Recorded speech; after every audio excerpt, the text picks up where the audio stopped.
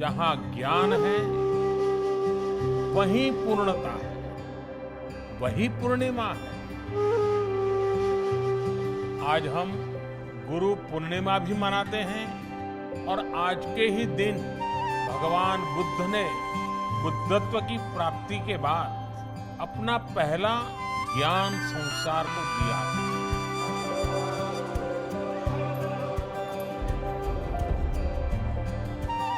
जब उपदेश करने वाले स्वयं बुद्ध हो तो स्वाभाविक है कि ज्ञान संस्कार के कल्याण का पर्याय बन जाता है।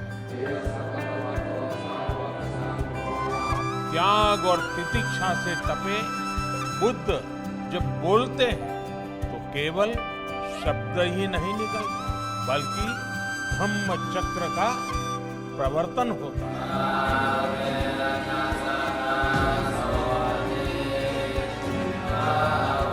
भगवान बुद्ध ने हमें जीवन के लिए अष्टांग सूत्र 8 मंत्र दिए। सम्यक दृष्टि, सम्यक संकल्प, सम्यक वाणी, सम्यक कर्म, सम्यक आजीविका, सम्यक प्रयास, सम्यक मन, सम्यक समाधि यानी मन की एकाग्रता।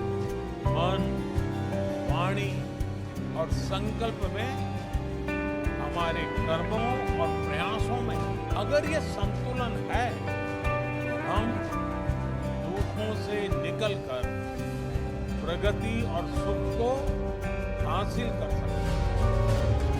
यही संतुलन हमें अच्छे समय में हमें लोक कल्याण की प्रेरणा देता है और मुश्किल में धैर्य रखने की ताकत देता है।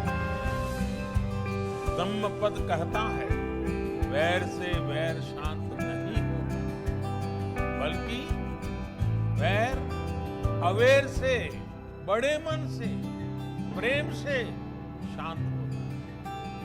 बुद्ध का ये ज्ञान, मानवता का ये अनुभव जैसे जैसे समृद्ध होगा विश्व सफलता और समृद्धि की नई ऊंचाइयों को छुएगा। बुद्ध मानवता के सामूहिक बोध का अवतरण है। बुद्ध बोध भी है और बुद्ध शोध भी है।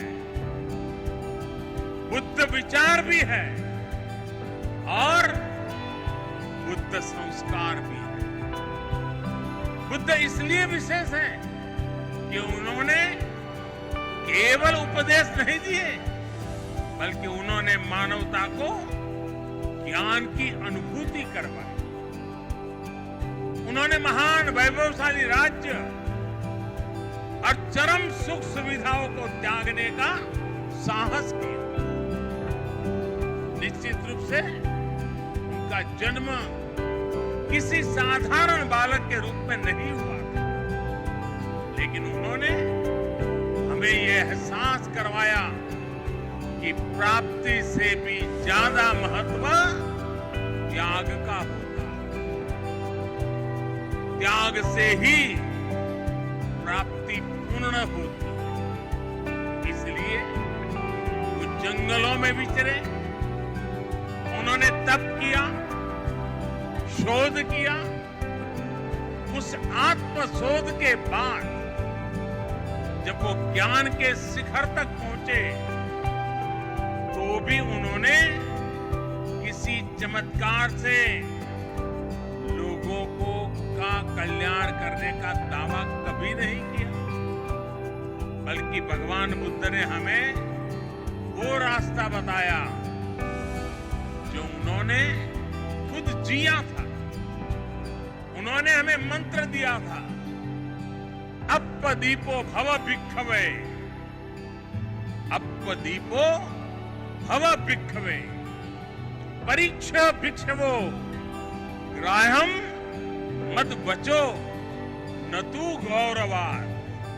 अर्थात अपना दीपक स्वयं बनो, मेरे वचनों को भी मेरे प्रति आदर के कारण ग्रहण मत करो, बल्कि उनका परीक्षण करके उन्हें आत्मसात करो।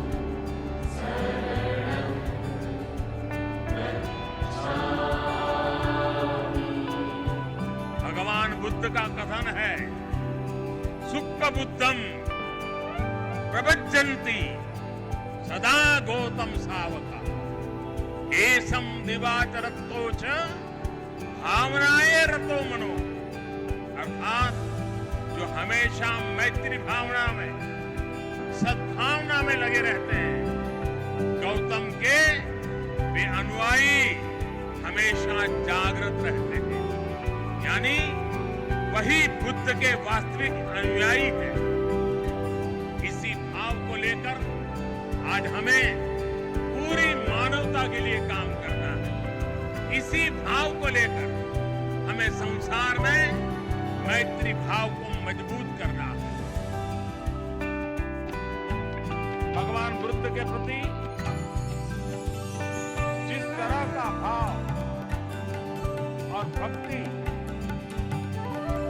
हम सभी रखते हैं, शायद उसका बयां करने के लिए शब्द कम पड़ जाए। जैसे लोग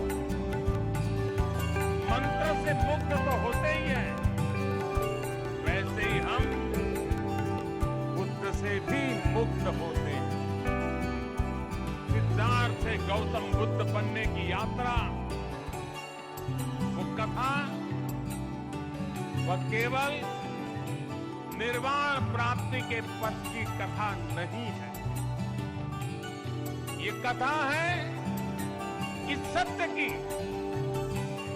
कि जो व्यक्ति भी अपने ज्ञान, धन, संपदा से दूसरों की वेदना और दुख दूर करने का प्रयास करता है, वह हर व्यक्ति सिद्धार्थ से बुद्ध के राह पर चल पड़ता है, चल सकता है, बुद्धत्व को प्राप्त कर सकता है।